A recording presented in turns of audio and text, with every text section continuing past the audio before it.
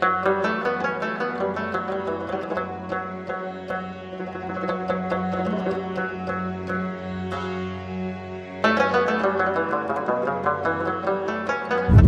نام خدا یاد خدا. سلام دوستان عزیز، من حکیمی هستم از آلمان و نصیب باشه سفر نوبتی ما از شهرهایی که به طرف آلمان میروه شروع میشه و میریم نصیب باشه دیگر شهرهای آلمان و بریم که با هم تماشا کنیم در این شهرها چی چیزا هست برای دیدن، برای تماشا. ما را همراهی کنید تا آخر برنامه را و نصیب باشه ما سفر کوتاه دیگری داریم با دولتی هلند یا همون گلند یا همون نیدرلند. شما منتظر باشید در روزهای نزدیک نوار پوره این برنامه در شبکه یوتیوب ما پخش می‌گردد. و دوستان لطفاً کانال ما سر بزنید، کانال ما رو سابسکرایب کنید، با کانال ما ابونه شوید و با دوستان خود بفرستید و دو طرف جاده را ببینید دوستان عزیز. چقدر سرسبزی هم هست، خیلی هم زیبا و دیدنی. وقت زیادی شما را نمیگیرم، شما را به خدای پاک و منان میسپارم. منتظر برنامه ها باشید. خدا نگهدار. بدرود.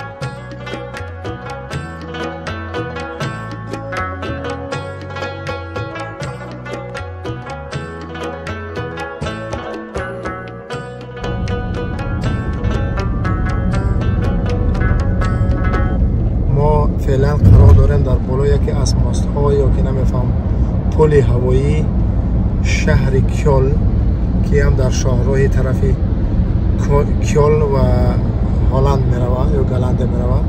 فعلا در اونجا قرار داریم. این ماست ببینید چه خیلی ماست کاناد نی ماست، خیلی هم کلان، خیلی هم دیگه بگی عجایب ساختنش، آرکیتکتور خوب. و در این طرف در دو طرفی را کدام شرکت ها و فابریکه های آلمان قرار دارند.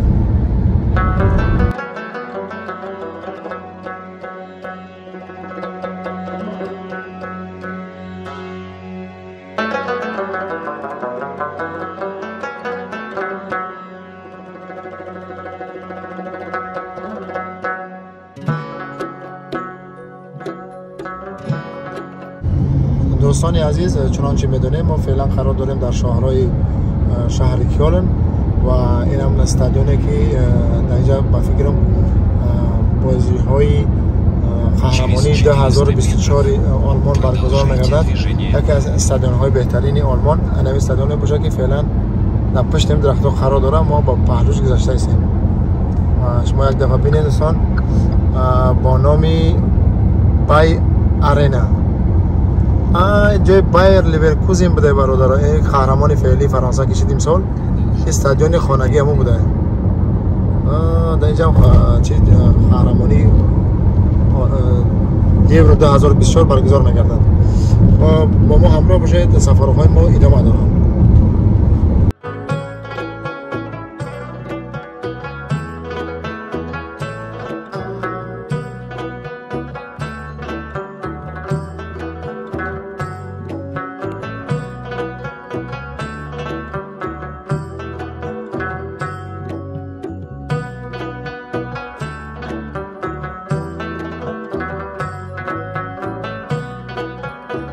سلام دوباره دوستان عزیز. چنانچه گفتیم ما سفر داریم نوبتی، سفر با یکی از دولت‌های دیگر اروپا، هم دولتی گلند یا هلند یا نیدرلند میگنش، چند زبان قدی نام داره. و ما وارد شدیم به دولت هلند. اما جالبی در چی است که آلمان اومدیم نفهمیدیم که ما وارد چی شدیم. نه گفتی که با سرحد وجود داره، نه سیمخاری وجود داره، نه میفهم نه یگان پست وجود داره که بفهمی که خیلی دیگر دولت اومده. حیران شدیم. میره ببینید خیلی در یک کوچه وارد شدیم. این یک دولت دیگه بوده. خیلی جالب برای ما تمام شدی چیز. برای اول میبینیم که سرحد ندارن دولت ها. خیلی عموما دولت های اروپایی هم خیلی هستن، یکان سرحد های مشخص ندارن. اما مقصد ما فعلا قرار داریم در شهرکی مرزی گلندیه که با آلمان هم سرحد است. این خیابان و کوچه ها رو بینید دوستان عزیز. خود نگاه گفتن امانت ما میریم میگن طرف های شهر بینیم که در این شهرها چه چیزها ما را انتظار است که ما بنوار بکشیم. میگن فعلا خداحافظی نمیکنیم، با ما باشید تا آخر برنامه. ساختمان ها و خانه های جالبی گلند رو خیلی زیبا هم هستن. گلندسکی دما میگن. ببینید یک میگیم شهرکی یا که اگان ناحیه مرزی گلنده میباشد که با آلمان هم سرحد است. و در پهلوی راستی ما دریاچه هم هست که کشتی های خوردم در این درونش رفته و آمده ایسن. سرسبزی را بینید دوستان، خیلی زیبا هم هست. دوستانی عزیز چنانچه گویم از طرف دستی راستی ما دریاچه یک دریاچه مایل خوردکک در داخلش کشتی هم چی میشوند. جالبی در چیه اینجا پله های هوایی دارن. اونجا چراغ راهنما هم داشته است دریاچه. هر وقتی که مثلا کشتی میان چشون که بلند باشه یعنی ماستا یا که همی پله های هوایی طرفی بالا برداشته میشوند و میگذرن میروند درش. خیلی جالب. و دوستانی عزیز این شهر یا این ناحیه که هم عرض با آلمان است ترپل نام داشته است. شهر ترپل. خانه را بینید طرف خیلی خانه زیبان، خانه خشتی زیبا.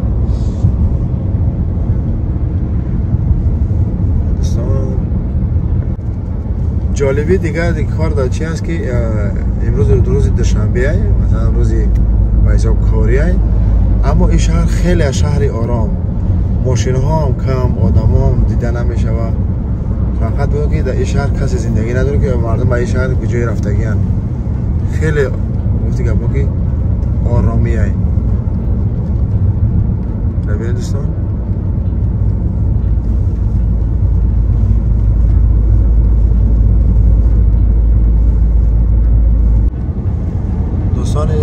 ناحیه که ناحیه تراس بوده شهر ترپل وای بوده کشاورزی بوده، صنعت اگراری در اینجا خیلی هم رشد کرده. تمام زمین ها کشتکار دارن، همه سرسبز. و خودی گفتم شما درباره این ناحیه بحر شما معلومات بدم. ناحیه اگراری بوده، یعنی ساحه چی میگن کشاورزی خیلی خوب برای آماده شده است. طرف ببینید باور کنید که سرسبزه که باور راحت میکنی بارا میبینید.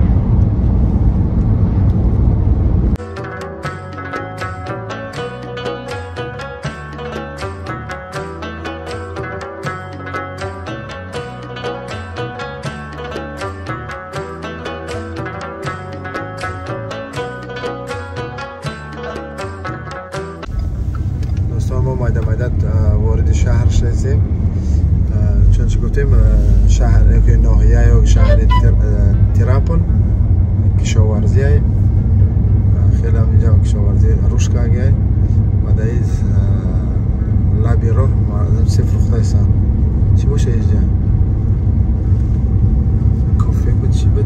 اوکی همون اگه چی رکلامه بود چی بود؟ خب هم تراکتورهای گلندسکی،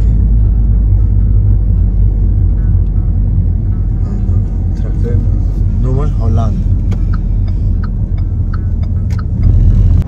دوستانی عزیز چنانچه میدونیم ما فعلا قرار داریم در گلندیه، در یکی از شهرهاش که میریم دیگه طرفش چی متاسفانه از شهری که مثلا پیشتر گفتیم بدیم.